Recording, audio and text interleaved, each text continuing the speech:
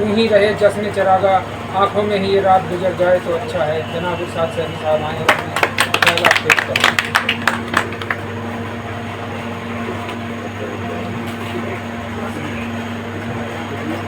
आज के इस जलसे की सदारत कर रहे हमारे भाई फिल्मुद्दीन सैफी साहब और दिल्ली की इस महान शख्सियत, समाज को रोशन करने वाले, समाज में एक अपना मुकाम हासिल करने वाले भाई ज़फ़र सैफी साहब, हमारे संगठन की शान, दो सरपरस्त मुतवल्ली साहब और भाई आसिफ मोहम्मद सैफी साहब, यहाँ पर उपस्थित यूथ विंग के अध्यक्ष भाई कमरुद्दीन सैफी साहब, यूथ विंग के प्रदेश अध्यक्ष भाई शमशाद सैफी साहब और मैन विंग के प्रदेश अध्यक्ष भाई इकबाल सैफी साहब और यहाँ पर बैठे सभी तमाम साथियों का मैं दिल की गहराइयों से शुक्रिया अदा करता हूँ। मैं सिर्फ इतना कहना चाहूँगा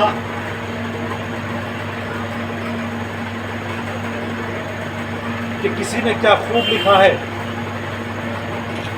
कि नहीं बदली उस कौम की हालत, नहीं बदली उस कौम की हालत जिसने अपने आप को बदलने की कोशिश की। देखिए, हम दासना क्षेत्र से चल करके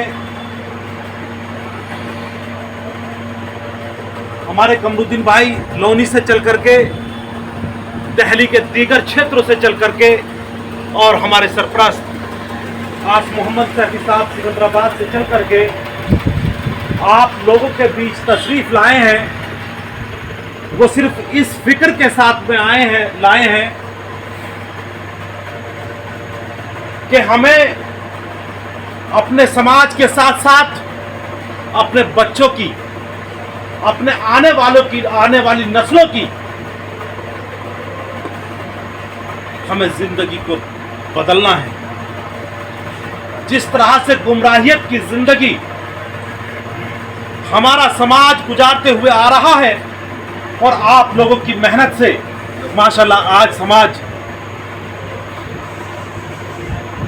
दिन ब दिन एक बुलंदियों को हासिल करता जा रहा है, वो मेहनत इसी तरह से बढ़ती हुई चली जानी चाहिए। और जो हमारा हक है, हम अपने हक को मांगने वाले बन जाएं।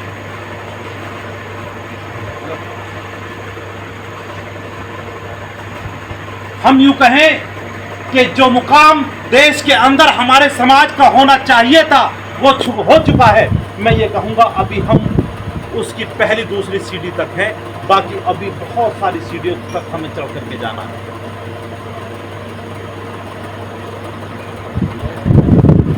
और वो कब पॉसिबल होगा?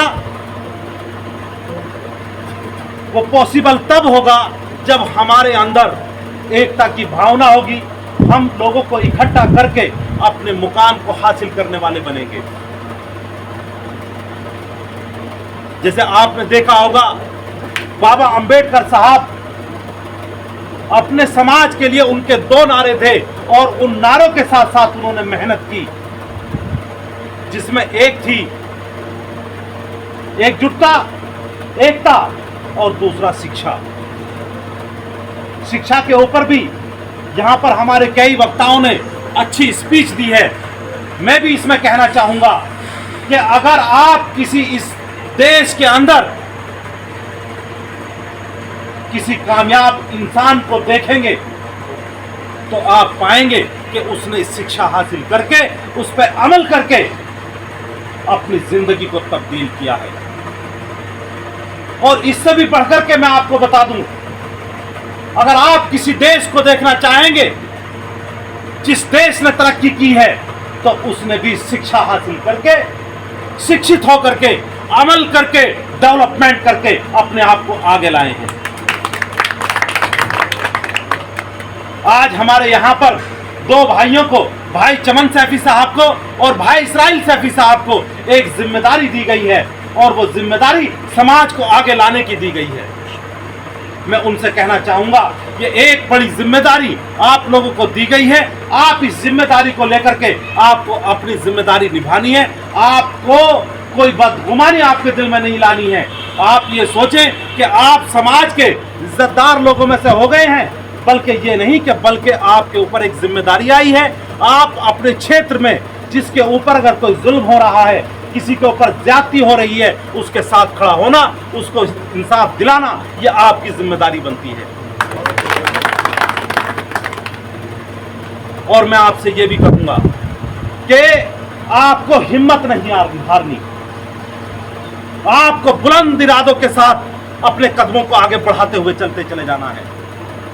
आपको रास्ता रोकने वाले बहुत होंगे और ऐसे ऐसे रूप में आएंगे जो आपके साथ चलने वाले होंगे, वो कल अल्लाह की कसम आपका रास्ता रोकेंगे।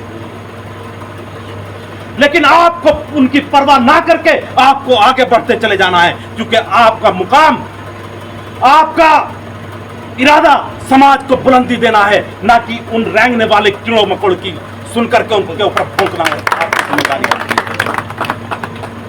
आप जिस मुकाम के साथ चल रहे हैं, आप जिस इरादे के साथ चल रहे हैं, आप जिस मकसद के साथ चल रहे हैं, आपको अपना वो मकसद जारी रखना है। अगर जारी रखेंगे तो कसम खुदा की आपके कदमों को कोई रोक नहीं सकता। जो आज आप समाज के लिए सपना देख रहे हैं, मैं कह रहा हूं वो सपने आप हासिल कर करके रखेंगे, क्योंकि जिसने मेहनत की है, जिसने कोशिश की है, अल्लाह रब्बुल इज्जत ने उसको ही आगे बढ़ाया है।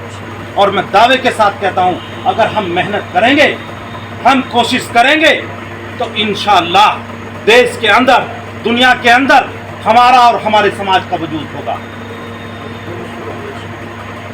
हमारा समाज का लोग कोई सताया नहीं जाएगा।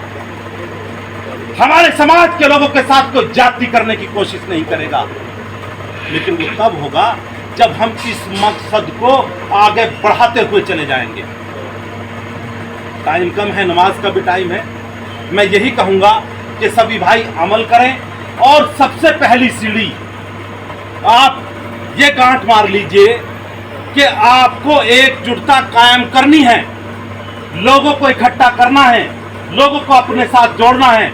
जितने आप लोगों को इकट्ठा करेंगे, अपने साथ जोड़ेंगे, उतनी ही आपकी आवाज़ बुलंद होगी, और जितनी आपकी आवाज़ बुलंद होगी उतनी ही आपकी आवाज़ मानी जाएगी। अस्सलाम वालेकुम। मिलेगा।